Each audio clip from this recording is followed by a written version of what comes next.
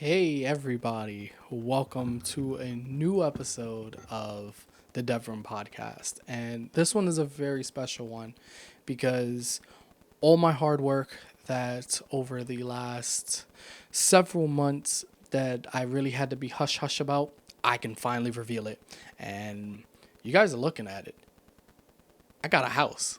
Like legitimately it still hasn't settled in yet, but I have a I man, I'm gonna say it.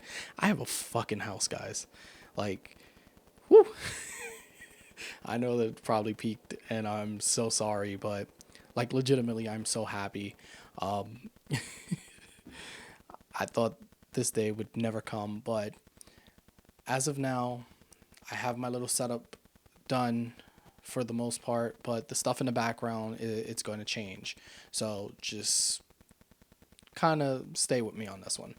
If you like the Dev Room podcast, make sure to subscribe to our YouTube channel, which is GhostszMusic, as well as subscribe, and comment to show your support.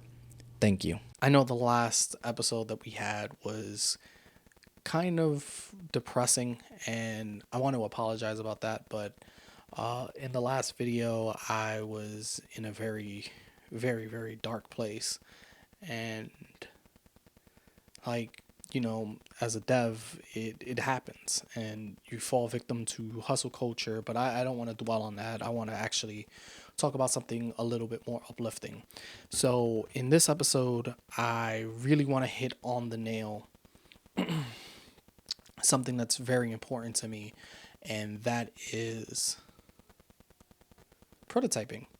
I don't think a lot of people understand or actually do this all too often, and I think as indie developers it's kind of important to us that we kind of venture out and we do a lot more prototyping.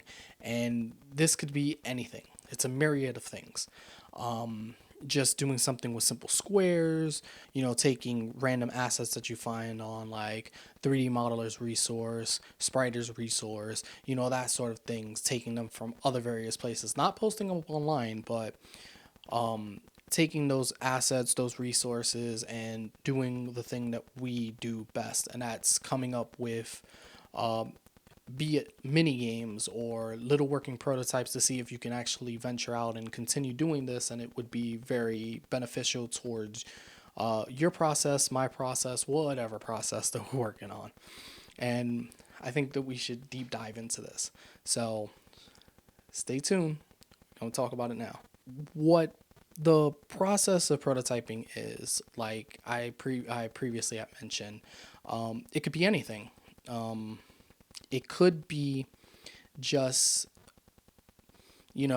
taking random assets and just pushing them all together and seeing what you would like to create as well as what you want to create.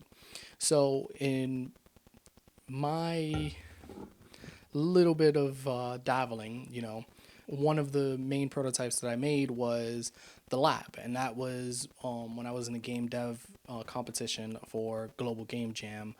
I think it was 2020 or 2020 or 2019. I don't remember. I'll link it in the bio, or I'll put it in the card somewhere if you're watching on YouTube, or if, it'll be in the description if you're listening on any various podcasting platform. But with that one, it was just, I wanted to teach myself something new, as well as take take something that I was playing, and the game that this whole thing was based off of was Overcooked, where you have moving conveyor belts and you're trying to make these recipes while stuff are moving in conveyor belts and moving that way and just doing stuff. But what I wanted to do was I wanted to create basically what I was doing at the time for a living. And it was basically fixing motherboards, soldering on processors, doing that sort of thing. So I wanted to incorporate it into something very rapid that I could push out quick and test if I actually want to do it or not. And turns out it wasn't that fun, but For the most part, it did what I wanted it to do, and that was become a working prototype. So the whole premise of that game was you you're in a workshop and you have these two different characters that are working on stuff, and your goal is to give them the stuff that they need to repair the boards. So be it a screwdriver, a processor, I think it was a wrench or and a hammer. You had to go into the various buckets, pull that item out, give it to them, and basically keep their pace going as fast as you can to rack up points. For every successful board that they pushed out, you got 1 point, and it was supposed to be for like 2 minutes, but I know I think yeah that part was working, but capturing the score was not working at all. So it it didn't work, but hey, it was still working. But it turned out that I taught myself various things through that prototype itself, but it just wasn't fun. I taught myself how to basically put health bars on a 3D plane where it can actually spin. I taught myself how to do missions because you had to go to a various spot, step in the glowing light, grab whatever item and then bring it to the people, and you stand in a specific spot and you could actually give it to them. So that was another thing that I wanted to test for maybe a game further down, but we're not at that part yet. Another thing was I also wanted to try to play around with a UI that actually floated above players' heads, and that part worked phenomenal, except I kind of rushed a little bit and I didn't actually have it that it faced the camera at all times. But again, this was a prototype, this was me testing stuff, and I did what I wanted to do, so I learned quite a bit. As well as I have recently started playing with it again to learn how to utilize Unity's game input. So maybe that might be coming down in the pipeline of showing you guys a little bit more about it and the processes behind it and all that stuff like that. But that's future me's problem.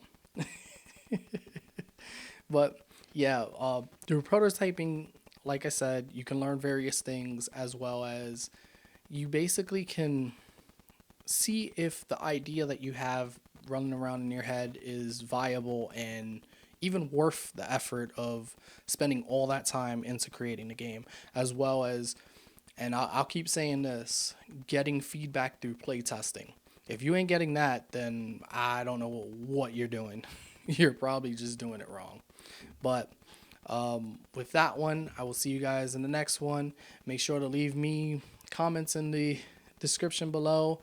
I need it for the YouTube algorithm as well as the various platform algorithms. So if you can just leave me one of those, or if you're listening on Anchor, make sure to leave me a voice comment of how you felt about the episode and what you've actually been doing to practice prototyping. I'd love to hear about that, and I might feature you in a future project, or a future episode, I mean. Not a project. But with that one, I'll see you guys in the next one. Peace.